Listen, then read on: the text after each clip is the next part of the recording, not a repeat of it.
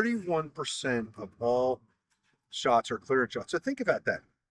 Almost 85% of all shots don't have anything to do with shooting the hoop, right?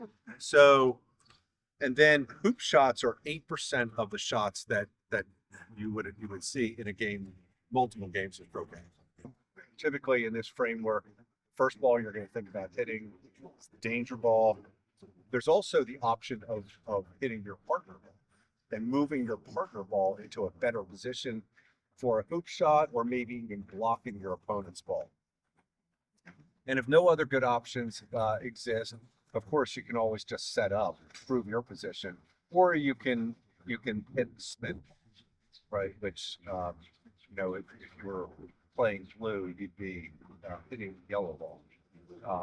And I would say that is the last resort. So the next in this framework is interfere with a ball, which is, can you block the opponent's path to the hoop? Can you position your danger ball like in a cuddling position, right? Can you do something where you get right behind your opponent's ball so they have no backswing? I mean, that can be a very effective position. But always want to think about, you don't want to get in the way of what your partner ball's options are, right? So you don't want to do something to interfere with your opponent's balls at the expense of blocking your own shot, right? And then the last in this framework is position. Take position. If you can improve your position, you want to do that. So that's so shoot the hoop, hit an opponent, interfere, or take position. That's kind of the framework that I think guys like Ben Rothman would say you should think about every time you're about. And that's the priority sequence. That's the hierarchy. Yeah. That's Yes. the order. Exactly. If you can shoot it Yeah. and Yes. it's in your critical range, you can make it, you shoot it. Exactly. Yep. And then there's, interestingly, and these can often be real winners, and these are certainly advanced moves, but everybody here I've seen everybody hit the ball, everybody here is capable of these, is there are combination shots, right? Like if you do a stop shot clearance, right, where your ball stays right in position and you clear your opponent's ball to the other end of the court, you are hitting a ball and taking position, right? You're accomplishing two things at the same time. If you get an effective block, you're interfering with your opponent, but you're also taking position to get the shot yourself.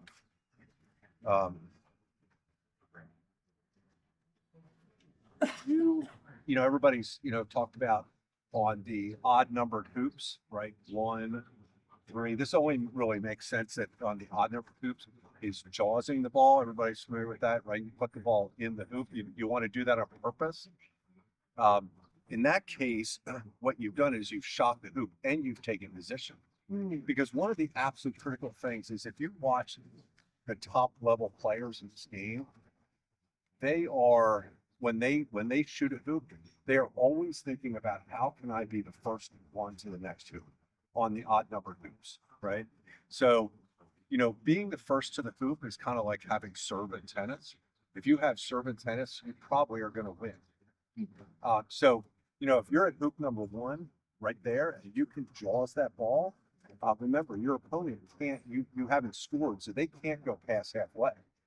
But so you will be the first to the hoop. Now they are in a clearing, they're trying to clear you. You've gone on offense. That's a hugely valuable thing. And so, I actually tend to probably overhit the ball on these odd numbered hoops, so that I'll take the chance that I'm going to bounce off the hoop, but if it works, there's a good chance that I'm going to run down to that next hoop and have, now I'm on offense, the opponent's on defense. Because if you spend the whole game trading hoops, which you could do by always going through the hoop a foot, and now the opponent gets the first ball to that hoop, you could end up just trading hoops until you're in a tiebreak situation. Then it's anybody's game, right? So So think about on those odd number hoops about that the jaws shot and advance it to the next hoop is usually the in-off shot, right? You know, when there's a ball there, you know, that's a combination of a clearing shot and a hoop shot, right? So, and then there's anyway, there's a number of those combinations. They're always advanced plays, but when you can execute on those, they can be real game changers for your game. Go, if you go here, let's say, oh, you're like, oh my God, I got a beautiful setup. What's going to happen? Blue is actually going to clear this ball. If they get a center ball clearance, they're going to be sitting right here. Yellow is going to be all the way over there, right? So that this is not the option you want. Blue is not a threat. So what you want to do is beat that. So now, what does blue do?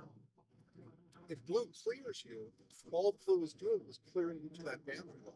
They didn't really change your position. So what blue is likely to do is go here, right? But now you are in a position to clear blue at a great distance and maybe hide behind this hoop, right?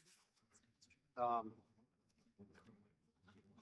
about also everybody's familiar with this cone around the hoop here? Everybody's heard about this, right? So there's this cone.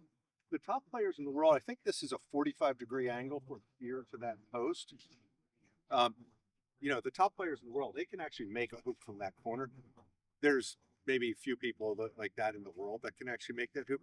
But the cone is this area here in which it's actually an opportunity to really make the shot, right?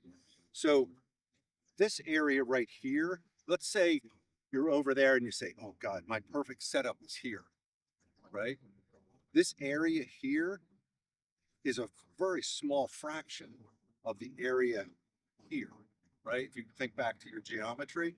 So, you know, trying to get it here, you're going to have to hit it with such precision. Better when you're thinking about setting up coming here, right?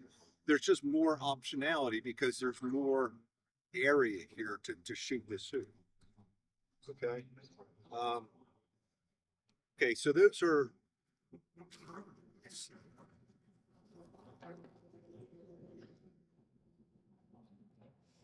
the other thing is, let's just say that you're playing double, or yeah, you're playing doubles, and your opponent's team, the strongest player, is playing the blue ball. Who do you think? Which ball should the stronger player on the opponent's team play? Yellow. Yeah. Everybody understand, like, you know, why? Right? Because that means that yellow is always going to be playing before the blue ball. So the yellow ball, the better player on the opponent team, is always going to be in a position to clear that blue ball potentially. So you really want to think about, you know, when you're starting off a doubles game, it's really not about like, oh, who wants to go first? It's like, if you lose the toss, you need to have a conversation about who is going to go first. The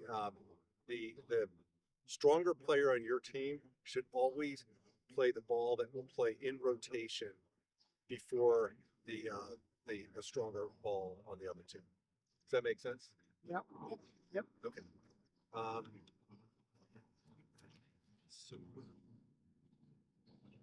Okay, so let's just say now we're playing the hoop two. And by the way, I've heard this from, you know, from a number of these croquet pros. They would actually say that the least important in a game of golf croquet, the least important hoop to win is hoop two. Doesn't mean you don't want to win it, but hoop two is not like your absolute critical hoop. Great to win hoop one because it sets the tone of the game, but hoop two is not as important. But hoop three is kind of like a linchpin in a game of croquet. And anybody know why hoop three is so important? You got the chance for a long run to hoop 4. Yes, that plus, Dave. Yes, that's exactly right. You've had the opportunity to run it all the way up here with a strong hoop shot. Plus, if so, let's just say you score hoop, you score hoop this hoop here, and so you're not going to be the first ball to this hoop here, but this is an easy hoop to defend from, right? 3, 4, 5, 6. You have to fight these hoops, tooth and nail, because this is where the game is going to be. You did score a point, which is great. I mean, it's better than not scoring a point. But now your opponent is going to be the first ball down there, right? And whereas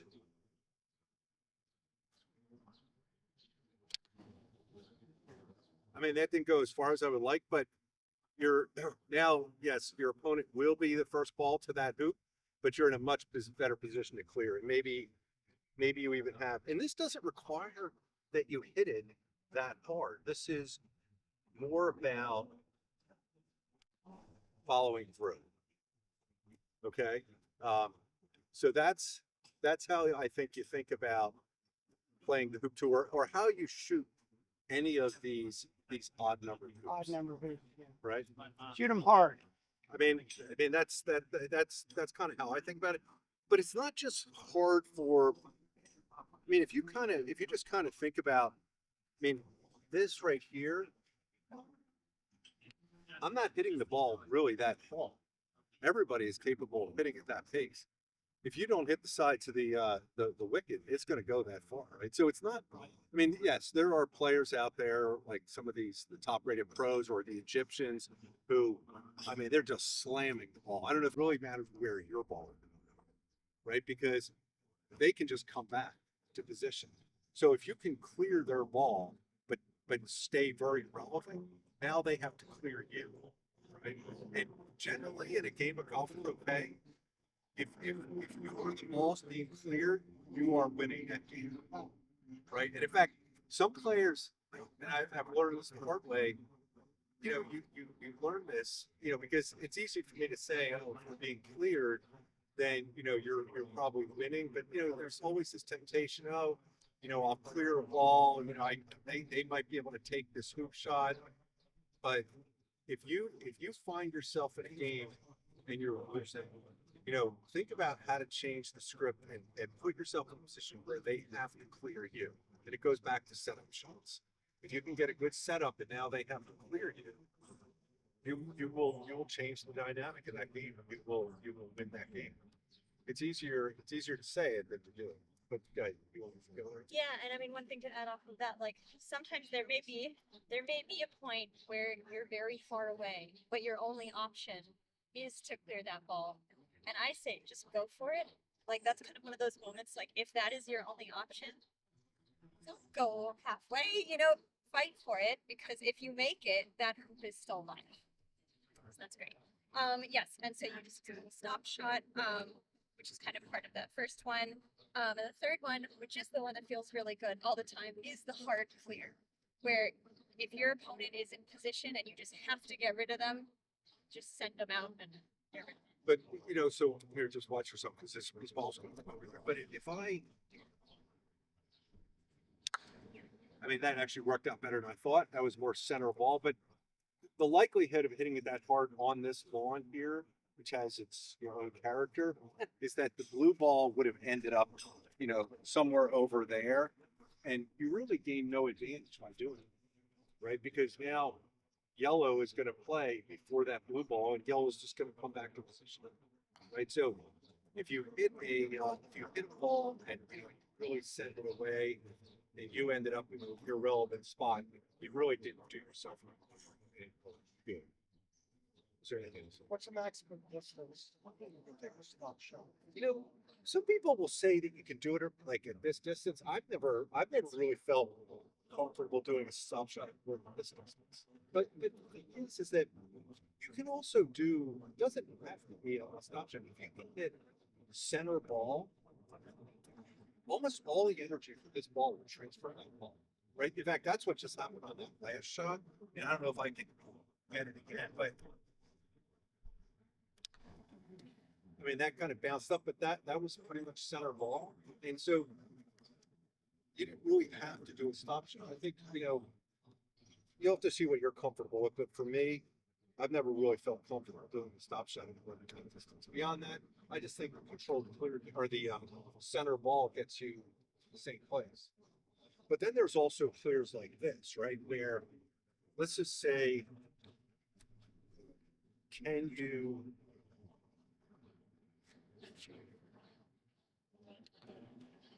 let's say you were playing from that side of the hoop, okay? And no, leave it there, Joe.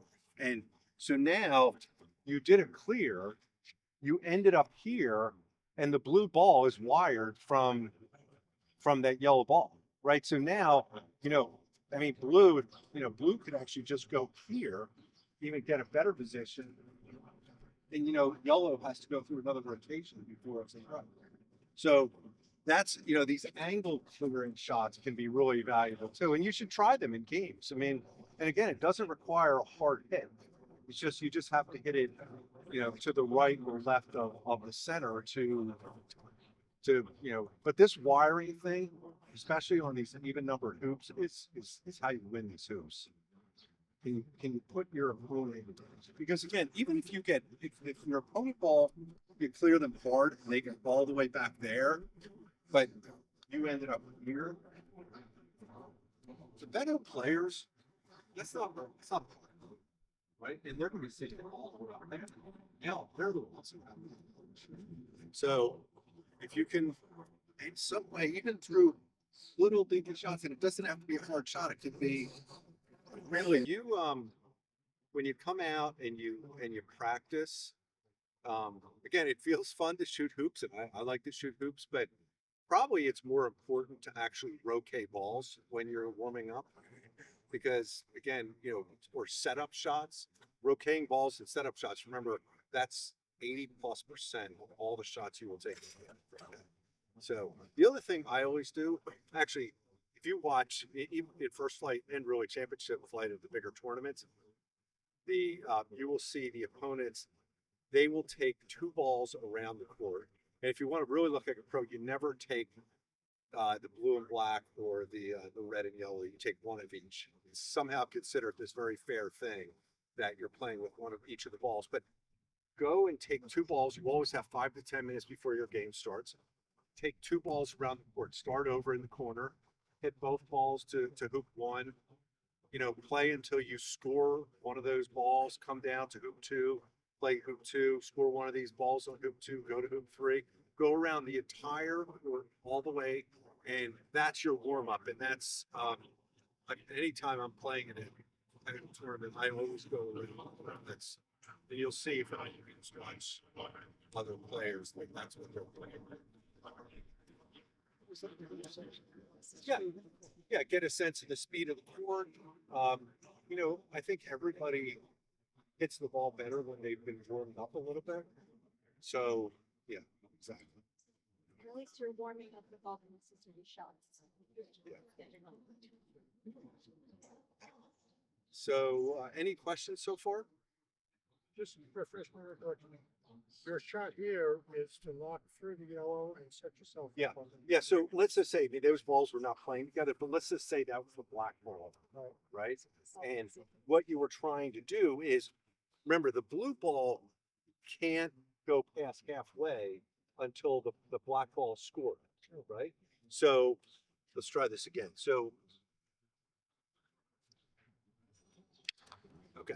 There you go. So Oh man. if you were able to do that, that is again, because on these even numbered hoops, if you don't do that, then it's almost a certainty that your opponent is going to be the first ball to that hoop. What do you do if that's your opponent's ball? Then what you want to do is you need to interfere with the ball that was right here, right?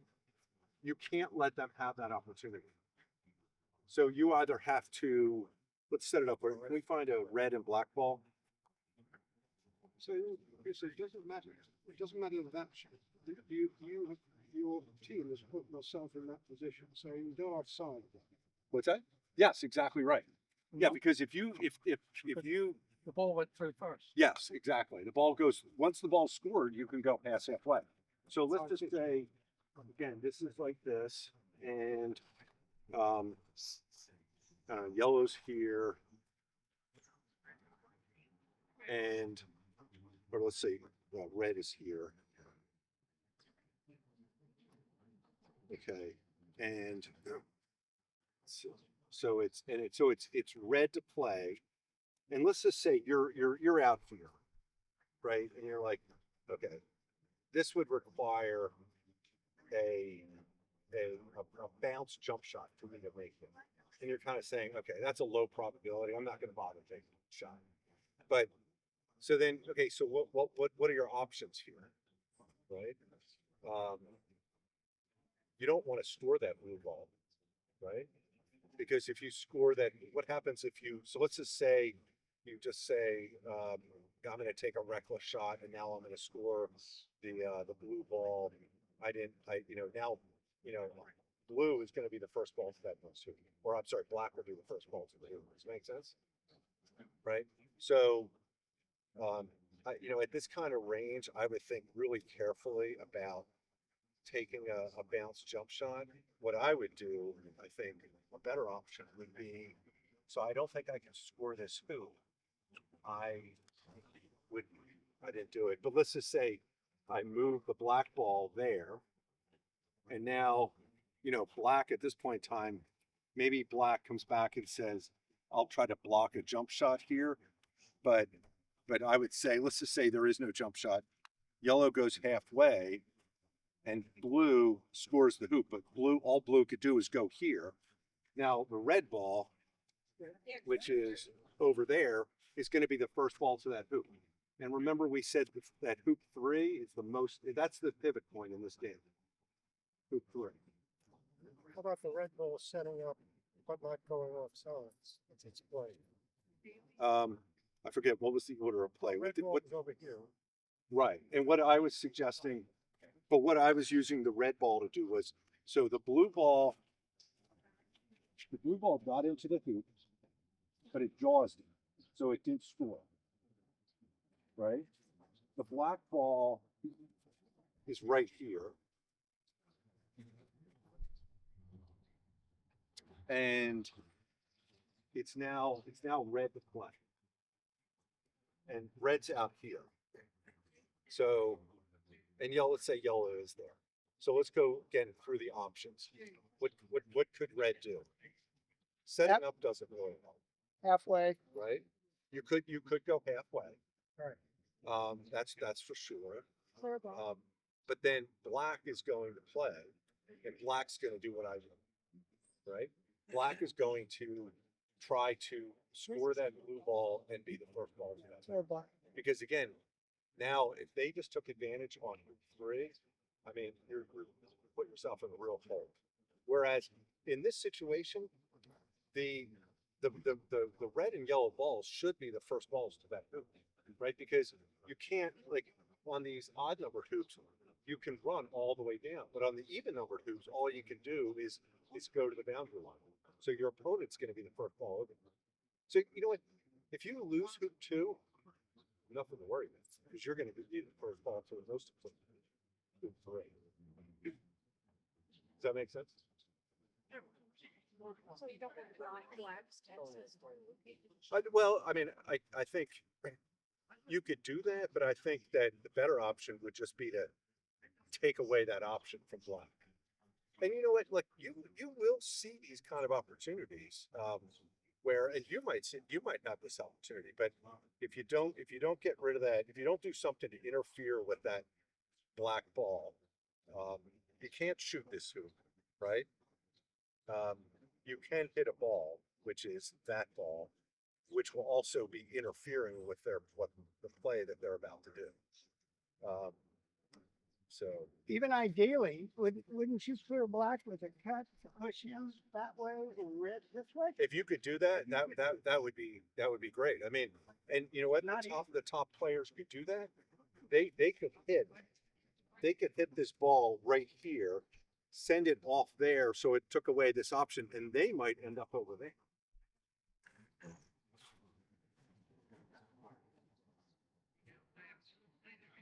But I think you still have a question on this situation. Oh, well, I understand the other.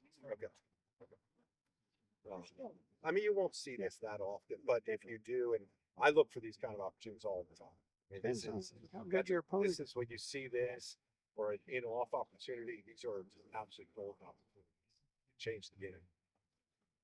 Okay. So anyway, I talked about how you'll warm up for a game by taking 2 balls around the court.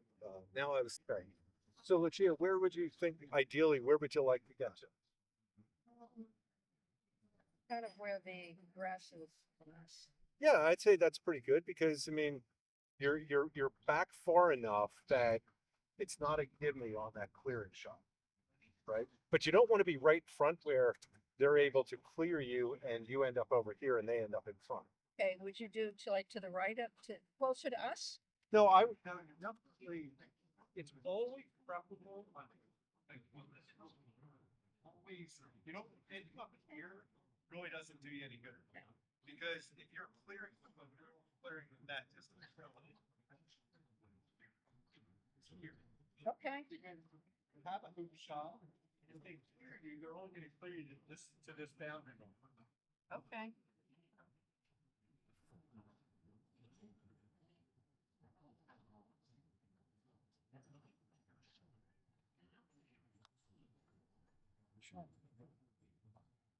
Not quite enough.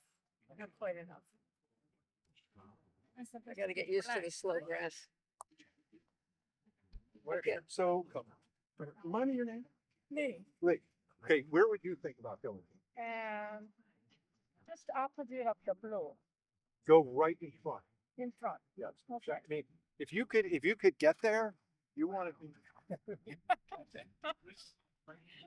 I gotta get used to the slow grass again. Yeah. Okay. That's the ideal because now you're on offense. Actually, the ball's not on offense. It's not a threat to anybody. It's for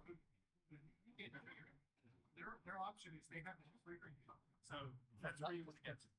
Okay.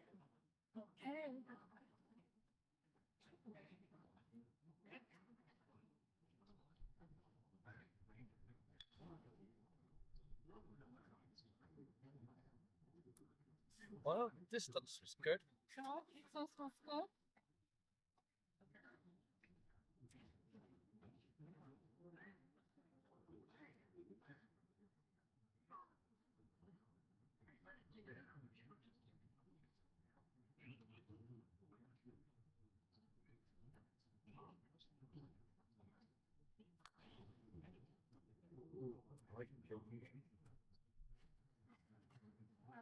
Yeah, that's a pretty good shot. I think you have a shot there.